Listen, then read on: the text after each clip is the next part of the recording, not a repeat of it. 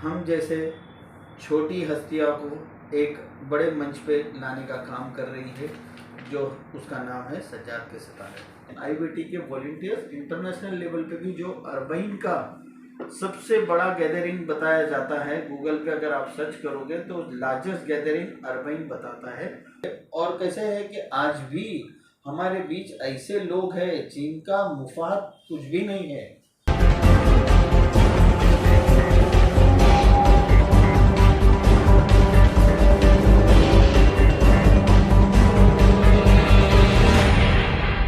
दोस्तों नमस्कार, आदाब, सत श्री अकाल, जय भीम। मैं प्रोफेसर सज्जाद मापारी हाजिर हूँ समाचार यात्रा के यूट्यूब मंच पर अपने सीरीज का अगला अंक लेकर। सीरीज का नाम सज्जाद के सितारे। दोस्तों, हम सबसे पहले आपसे माफ़ी चाहते हैं कि काफ़ी वक्त तक हमने सज्जाद के सितारे का कोई एपिसोड अपलोड नहीं किया है। ये एपिसोड हम काफ़ी वक्फे के बाद कर रहे हैं, लेकिन हमें उम्मीद है कि हमें उसी तरीके का प्यार और स्नेह आपसे मिलता रहेगा।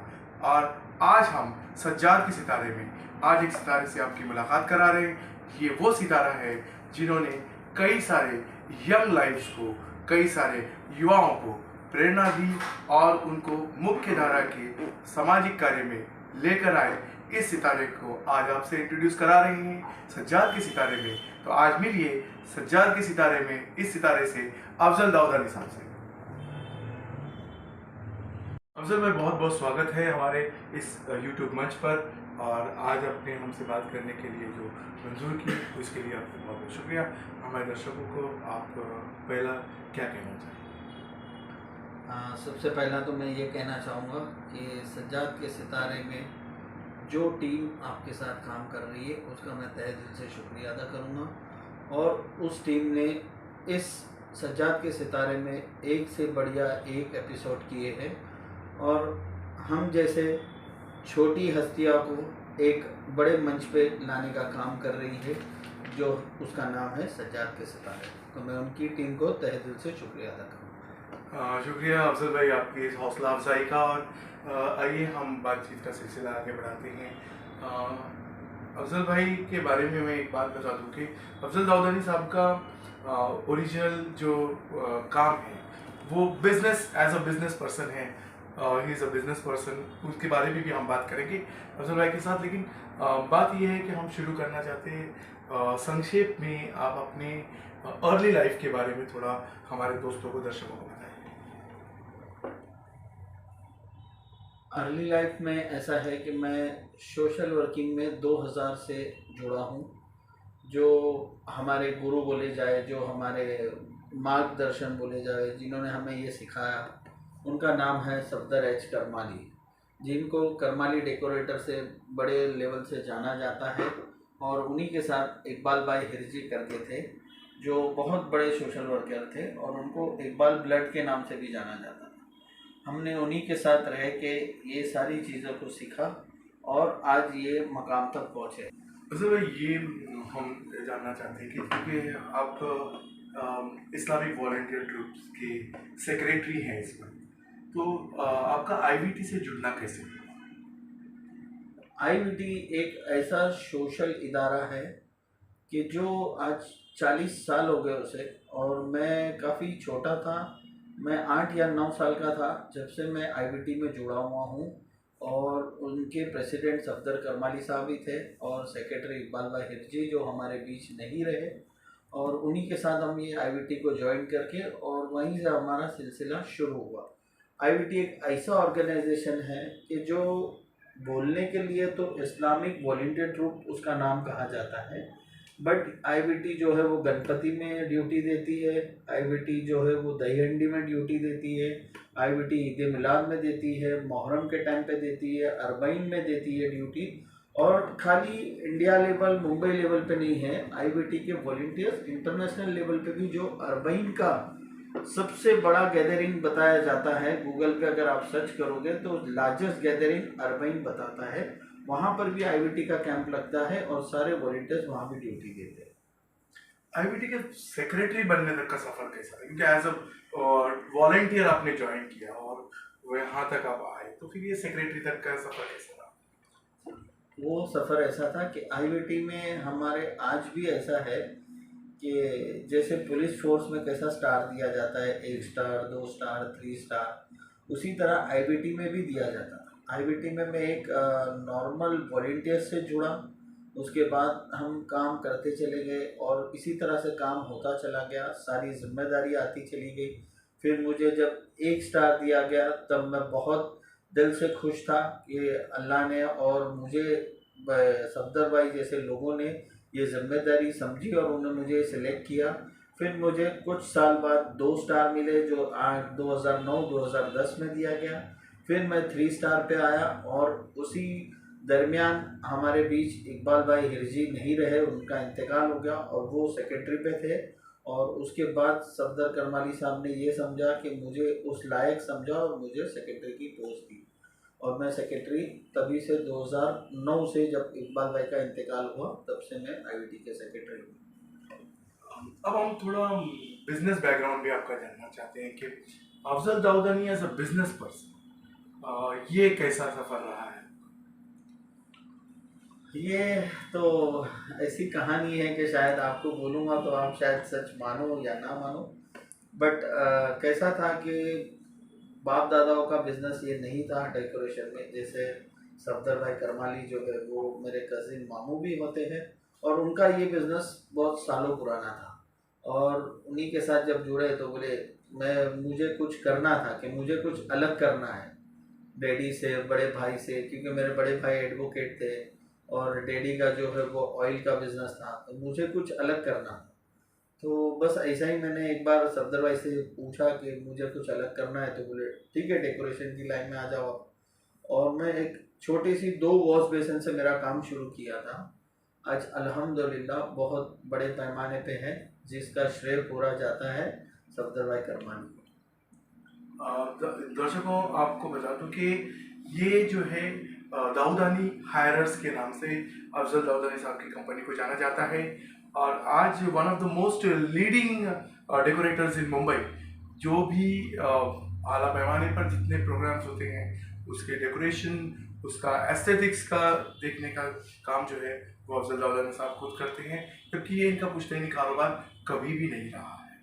आगे हम और इस बात को भी पूछना चाहते हैं, जैसे आपने जब सोशल फील्ड में काम करना शुरू किया तो किस फील्ड पर आप काम ज़्यादा करते हैं, जैसे एजुकेशन, फूड या इस पर? क्योंकि फूड के बारे में तो हम जानते हैं, जैसे अपने कम्युनिटी फ्रिज और वो सारी कॉन्सेप्ट अपने लोगों तक पहुँचे, तो थोड़ा सा जो फूड के बारे में, जो फूड जो डिस्ट्रीब्यूशन है उसके बारे में, और फिर आपके एजुकेशन के जो कार्य, इसके बारे में आप संक्षेप में हमारे दोस्तों को बताइए।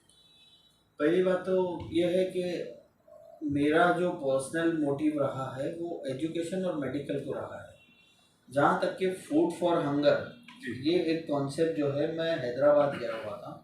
हैदराबाद में वहाँ पर एक सिटी में जहाँ मैं होटल में रुका था, उसके थोड़े करीब में एक बंदा था जो फ्लाईओवर के नीचे गाड़ियों में भर के वो फूड लाते थे और वहाँ पर लोगों को बिठा के खिलाते।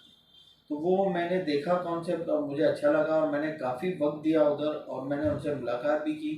तो उन्होंने मुझे ये बताया कि भाई हमने भी शुरू किया ना जब हम लोग 5 लोगों को खाना खिलाते थे और आज करीबन वहाँ पर रोज़ाना 1000 से 1500 आदमी खाना खाता है।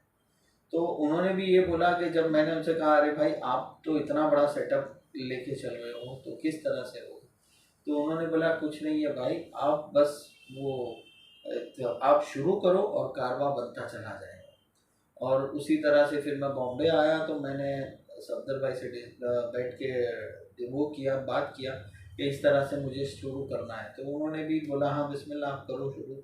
तो हमने पहले एक 25 आदमी से शुरू किया, जिसको हमने एक टैग दिया फूड फॉर हंगर। और ये टैग कोई ऐसा नहीं था कि सिर्फ कोई एक कम्युनिटी का, एक कास्ट का आदमी वहाँ पर आके खा सकता है। ये ऑन ह्यूमैनिटी ग्राउंड था। कोई भी आदमी, अगर कोई भूखा है, अगर डोंगरी इलाके में कोई भी भूखा आज भी है, तो वो डोंगरी हज़रत अब्बास स्ट्रीट में फूड फॉर हंगर करके एक ऑफिस डाली गई है जिस पे आईबीटी का नाम है, नीचे फूड फॉर हंगर लिखा हुआ है। वहाँ पर हम लोग ने खाना खिलाना शुरू किया था, यानी बैठ के लोग खा रहे थे। और उस दरमियान फिर कोविड हो गया तो हमें पुलिस स्टेशन से इंस्ट्रक्शन था कि प्लीज़ आप ये बैठ के खिलाना बंद कर दीजिए, आप पार्सल कीजिए। पर वो पार्सल का सिलसिला अब तक के कंटिन्यू रहा और आज रोज़ाना 100 आदमी दिन में और 100 आदमी रात में खाना खाते हैं। तो वो जो दूसरी बात थी एजुकेशन एंड मेडिकल, उस पर भी एक संक्षेप में थोड़ी इन्फॉर्मेशन। एजुकेशन को लेके ऐसा है ना कि भाई एजुकेशन में जब मैंने गोवंडी, स्पेशली गोवंडी के हालात इस तरह के हैं आज भी कि वहाँ के बच्चे माशाल्लाह बहुत स्मार्ट है और बहुत टैलेंटेड है, but due to the financial condition की वजह से वो बच्चों का फ्यूचर रुक जाता है। जो बच्चे को जो मकाम पे पहुंचना चाहिए वो मकाम पे वो पहुंच नहीं पाता है। और ऐसा नहीं है कि उनके माँ बाप भी पूरी कोशिश करते हैं, बट एक लिमिटेड सोर्सेज के हिसाब से, और उनका कैसा एक लिमिटेड जॉब में जो सैलरी मिलती है वही सैलरी में उनको घर भी चलाना है, बच्चों को भी पढ़ाना है। तो वहीं मैंने काफ़ी सारे स्टूडेंट को देखा और फिर मुझे ऐसा लगा कि नहीं, मुझे एजुकेशन पे ही काम करना चाहिए। तो आज अल्हम्दुलिल्लाह हम लोग एजुकेशन पे भी तमाम ऐसे बच्चों को, अगर कोई टैलेंटेड बच्चा है या उस बच्चे के अंदर वो कैलिबर है कि वो एक बड़े मकाम पे पहुंच सकता है, तो उसको हम लोग एक ट्रस्ट के ज़रिए से पूरी फीस का जो पूरा फीस का अरेंजमेंट करके उस बच्चे को उस मकाम तक पहुंचाने की पूरी पूरी कोशिश करते हैं। मेडिकल एड जो जैसे कोविड के वक्त में हम लोग साथ में काम कर रहे थे, और दोस्तों इत्तेफाक की बात है कि हमारी मुलाकात ही कोविड के वक्त हुई थी अफजल भाई से पहली बार। तो उस वक्त फूड फॉर हंगर प्रोग्राम बहुत तेज़ी में था। और ये भी मैं बता दूं कि उस वक्त जो food packets, not only prepared food, जो किट्स थे जिसमें शक्कर हुआ करता था, चावल हुआ करते, दाल, जो राशन के पैकेट पूरे हुआ करते थे, वो डिस्ट्रीब्यूट कराने का काम जो है अफजल भाई गोवंडी के स्लम्स में कर रहे थे। और उस वक्त मेरी पहली बार अफजल भाई से मुलाकात हुई। हमने खास करके चंद्रमणि बुद्ध विहार से पैकेट डिस्ट्रीब्यूशन का काम शुरू किया। तो उस वक्त हम लोग मिले, तब भी वो बात हुई थी मेडिकल एड की, कि जब लोगों को सिलेंडर्स की ज़रूरत पड़ती थी, वेंटिलेटर्स की ज़रूरत, तो वो कैसा काम रहा, थोड़ा एक संक्षेप में आप बताइए। कोविड के टाइम पे तो हर किसी को पता है कि भाई सबसे ज़्यादा इम्पोर्टेंट ये था ऑक्सीजन सिलेंडर। और ऑक्सीजन सिलेंडर्स के लिए इतना प्रॉब्लम्स हो रहा था कि लोगों की उसकी वजह से जान जा रही थी। फिर हमको एक ऑक्सीजन कॉन्सेंट्रेट करके कॉन्सेंट्रेट मिला, ऑक्सीजन का जो मशीन है वो हमने ख़रीदा और वो हमने इलाकों में डिस्ट्रीब्यूट करके हमने शुरुआत की। जैसे गोवंडी में किए, कुरला में किए, साइन में किए, मीरा रोड में किए, अंधेरी हो गया, डोंगरी हो गया, और तमाम इलाकों में जहाँ जहाँ लोगों को ज़रूरत थी तो हमने वो पूरी तरह से उन तक के पहुँचाने का पूरा काम किया। जिसमें हमारे साथ सज्जाद भाई खुद भी थे, जो इस सज्जाद के सितारे की जो टीम है, उन्होंने वहीं हमारी पहली मुलाकात हुई थी और उन्होंने भी पूरा पूरा सपोर्ट के साथ और पूरे वॉलंटियर्स ने मिल के काम किया। अच्छा अफजल भाई, अब थोड़ा हम सीरियसनेस से थोड़ा उस पर आते हैं कि आज इस मकाम पे एक एज अ बिजनेस, आपके फैमिली बिजनेस जो था वो छोड़ दीजिए, अदर देन फैमिली बिजनेस आपने बिजनेस किया, फिर अपने सोशल फील्ड की राह पकड़ी। आज इतने वर्षों बाद, लगभग 2000, right from 2000 you working with social organisations, तो आज 22-23 साल बाद वो अफजल दाऊदानी और आज के अफजल दाऊदानी में क्या फर्क? हाँ, ये तो आप ही बता सकते हो कि आप मुझ में क्या फ़र्क है। यानी वो टाइम पे कैसा था कि माशाल्लाह आज भी यंग है, ऐसा नहीं है ऐसे ज़्यादा, बट वो टाइम पे कैसा था कि एक वो टीन एज बोला जाता था और एक यंग एज, जैसे कॉलेज से निकले और हम निकले कि अब क्या करना है, और उसी तरह से फिर सोशल वर्किंग करना शुरू किए। और यानी वो एक यंग एज का जो जोश था, जज्बा था, आज भी माशाल्लाह है।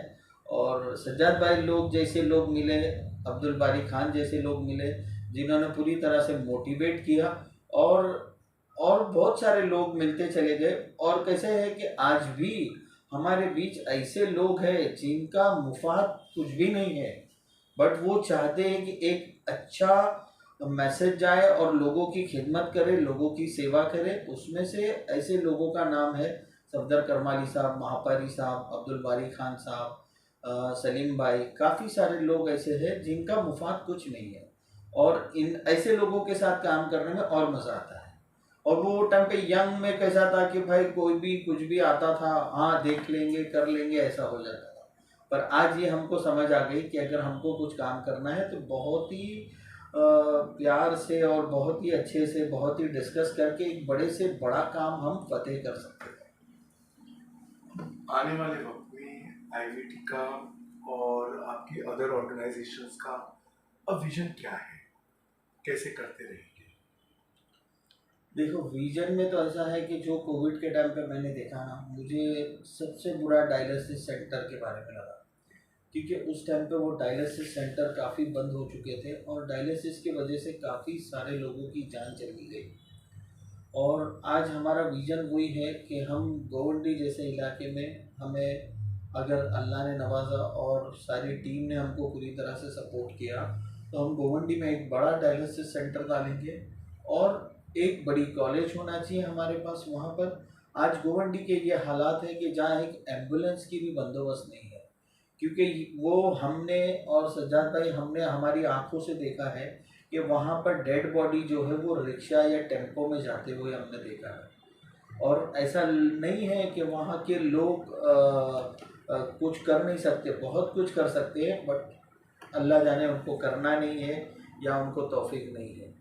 और इसी के लिए हमारा विजन सबसे पहला ये रहेगा कि हमें एक डायलिसिस सेंटर बहुत ही बड़े ह्यूज लेवल पे हमें शुरू करना है।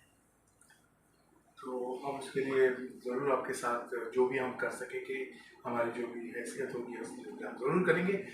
साथ ही साथ ये भी एक सवाल, इस तरह का सवाल ना समझें कि ये जो है आज इतनी ज़िंदगी में 20-22 साल का तजुर्बा बहुत बड़ा होता है। इस तजुर्बे से आप आने वाली जनरेशन को, हमारे जो यंग फ्रेंड्स आपको देख रहे हैं, इनको आप क्या कहना चाहेंगे? मैं जितने भी हमारे यंग फ्रेंड हैं, मैं भी यंग हूँ और मेरे यंग फ्रेंड्स लोग को यही मैसेज दूंगा कि बस आपके माइंड में एक आइडिया आ रहा है, उसको इम्प्लीमेंट करिए। लोग आपके साथ ऑटोमेटिक जुड़ते चले जाएंगे। अच्छे लोग भी जुड़ेंगे, बुरे लोग भी जुड़ेंगे। और अच्छे लोग जब जुड़ते हैं ना, तो एक काम करने का मज़ा पूरी तरह से अलग हो जाता है। एक काम करने के लिए वो हमें ऐसा लगता है कि नहीं, हम अब इस विजन को किस तरह से हासिल करें। तो हमें कैसा भी करके, अगर हमें लोगों की खिदमत करना है और लोगों के लिए हमें कुछ करके दिखाना है, तो हमें ज़रूर अपना टारगेट पूरा करना है। और ऐसा नहीं है कि कोई नहीं मिलता है, हमें सिर्फ शुरुआत करना है, बाकी कारवा ऑटोमेटिक जुड़ता चला जाता है। तो इसी संदेश के साथ हम ये संक्षेप बातों को समाप्त करना चाहेंगे। आपका बहुत बहुत शुक्रिया फजल भाई, अपने अपना वक्त दिया, कीमती वक्त। और हम जानते हैं इस वक्त आप कहीं जाने की तैयारी में थे, लेकिन आपने हमारे साथ वक्त दिया, इसका बहुत बहुत शुक्रिया। बहुत बहुत शुक्रिया। और मैं भी सज्जाद के सितारे की जो टीम है, एक बार फिर उनसे कहूँगा कि इस तरह के प्रोग्राम आप करते रहें। लोगों को मोटिवेशन आप ही से मिलता है और इसी तरह से अगर आप मोटिवेट करोगे तो इंशाअल्लाह हमारे गोवंडी का जितने भी इलाके के सारे प्रॉब्लम्स हैं वो सब सॉल्व हो जाएंगे आप ही की टीम के ज़रिए से। थैंक यू, खुदा हाफिज़। तो दोस्तों, आज ये थे सज्जाद के सितारे में आज के सितारे अफजल दाऊदानी साहब, जिससे और उनकी शख्सियत से हमने आपको रूबरू कराया। तो मिलते हैं किसी और एपिसोड में किसी और सितारे के साथ। सज्जाद के सितारे।